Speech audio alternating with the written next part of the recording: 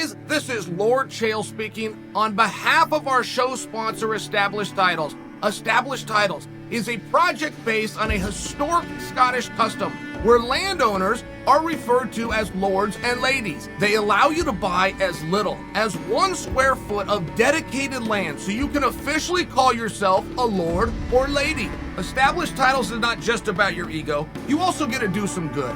In addition to your new fancy title, Established Titles supports global charities like One Tree Planted and Trees for the Future to help with their afforestation efforts. Your title pack gives you at least 1 square foot of dedicated land on a private estate in Scotland, and your official certificate proves your title, as well as your unique plot number where you can see the exact location of your land. If you're looking for a fun, last-minute gift this holiday season, this is a great way to surprise a loved one.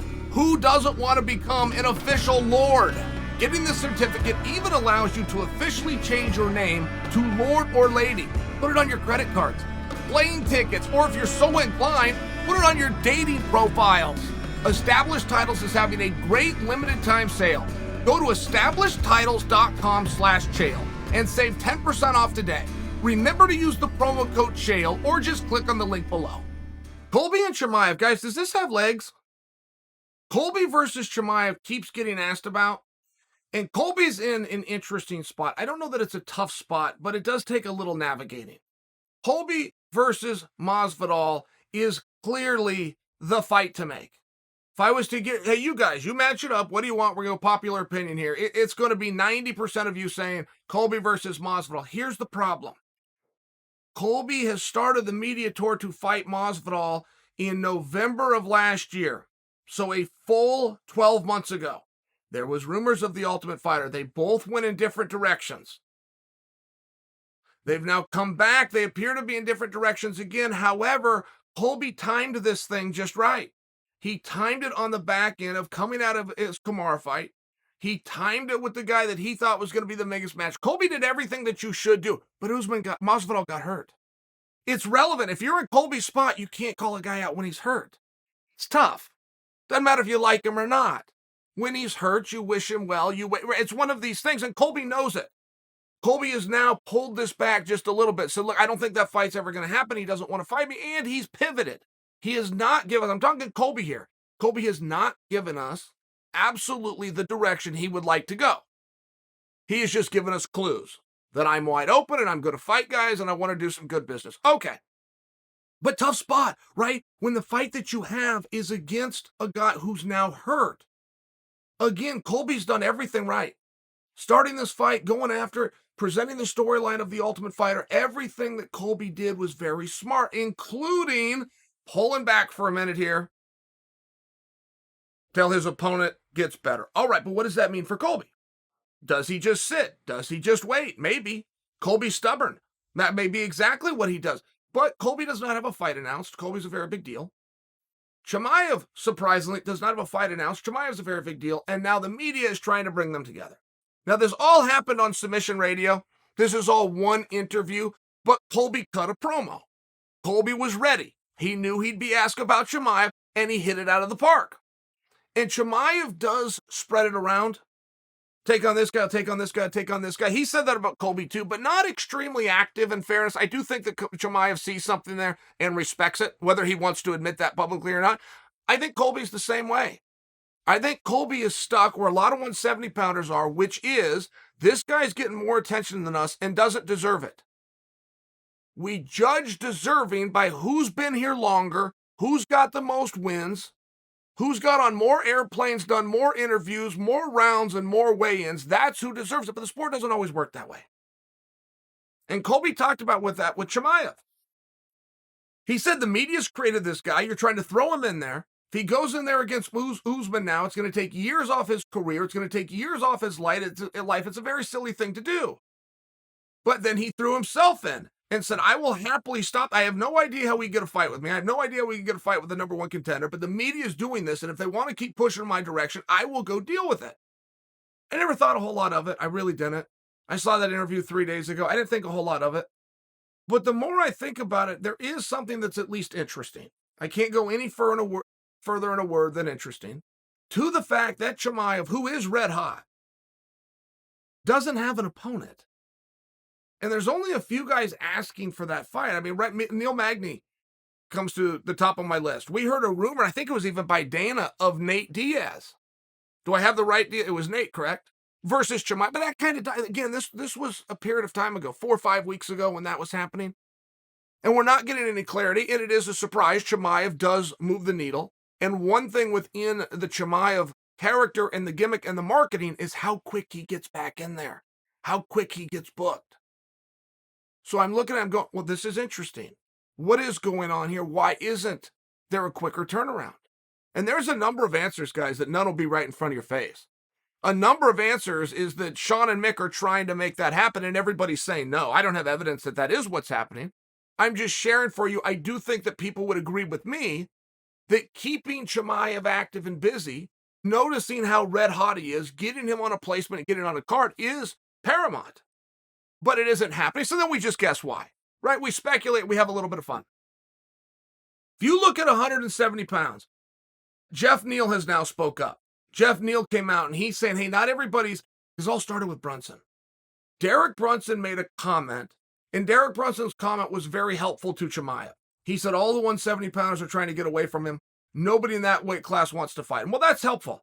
When Braun Brunson comes out and he's putting Chimaev over, it had an adverse effect, by example, on Jeff Neal, who is now telling Brunson to shove it up his ass. You don't know what you're talking about, and I'll fight the guy. But you see how these little comments, like nowhere in there was Brunson trying to get in the wheelhouse of Jeff Neal. He did something nice within his own interview, and he built somebody else up. In this case, it happened to be Chimaev, but now we're hearing from Jeff Neal. I don't know that I've heard enough from Neal Magny. Neal Magny was very talkative on Chimaev. That makes sense to me.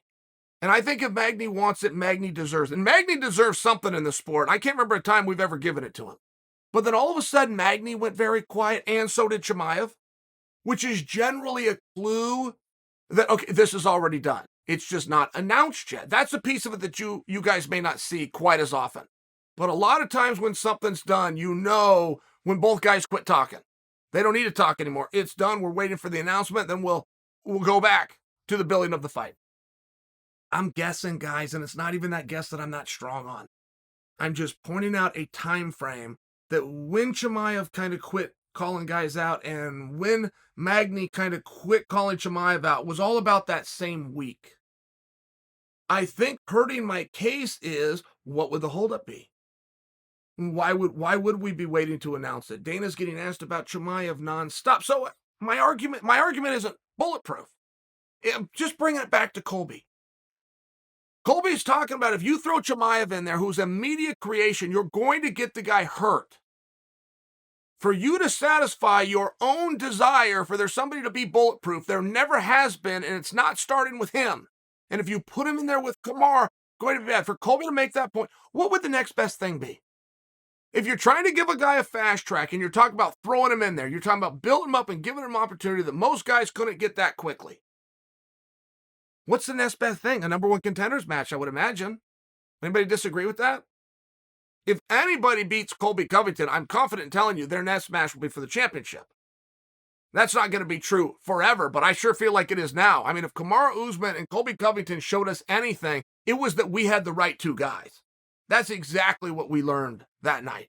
We have the right two guys. Of all of Earth, there's 6 billion people. We found the right two for this championship. So the next best thing in many ways would be aligning yourself with the clear top contender. And Colby can have a hard time getting back in there with Usman. It's not impossible. It's going to be a hard time. We know that. Colby understands that. Be very wise for people to start aligning with him. But Colby's stubborn. By the way, when I tell you this entire diatribe, and at one point I shared with you, will Colby just wait until Usman's better? As soon as he finds out he is, rebuild this up and be the next guy for him. If that's what he wants to do, yes, he will. He will take every shot at that until he just simply cannot get it. But he's stubborn. And frankly, he's earning the right to be. Willingness is tremendously important within this sport. I'm hearing a discussion going on right now about who is the greatest welterweight ever, Kamaru Usman or George St. Pierre. But that's not the fair question. If you've eliminated it down to that, you are no longer discussing who the greatest welterweight is. You're discussing the greatest fighter ever. People who are saying George St. Pierre is the greatest welterweight are also saying he's the greatest fighter ever. I'm one of those people. I'm just sharing with you, if we're then going to bring Usman in, it doesn't get contained to the weight class. If you're going to contend that Usman is better than George, then you're contending that Usman, who is the current pound-for-pound king, is the all-time pound-for-pound king. But nobody's actually said that, because we want to make sure in these fictional debates that we do, that we can adhere to the rules that we fiercely make up on the spot. But there is confines to what you say. It does matter. And this is the way that Usman's being looked at. Huge compliment to Usman. I hope that he sees it that way. I hope he doesn't see this as he's going to chase this fictional ghost that he can never get in there and prove. What he's chasing is public perception and opinion that he's the greatest to have ever done it. That's really what you're discussing when you put somebody head-to-head with George. Now, the other side of that, and when I talk about the willingness, it matters. You are going to be judged and graded on that. George had a willingness. George went in there and fought absolutely everybody, gave them all a chance to beat him, and then he did it again. And so when George walked away, it was very different. Usman's doing the same thing. Usman has beaten absolutely everybody, and now he's giving them a chance again. And Usman showed willingness on 2 separate times. He was the backup fighter. I'm talking about Kamaru here, but he was the backup fighter of Darren Till and Tyron Woodley, which means Kamaru Usman on 24 hours notice is ready to fight Tyron Woodley. Nobody else was. Kamaru Usman on 7 days notice accepted a fight with George Masvidal. Nobody else did. So Usman is passing these little tests that I'm not sure Usman knows he's being graded on. I think Usman is looking at it for, well, how dominant was I and how many rounds did I win? How many stoppages did I have? Did I have it on the ground and I had it on my feet? Have I showed everything? He's probably looking at it that way, but he is a little bit wrong.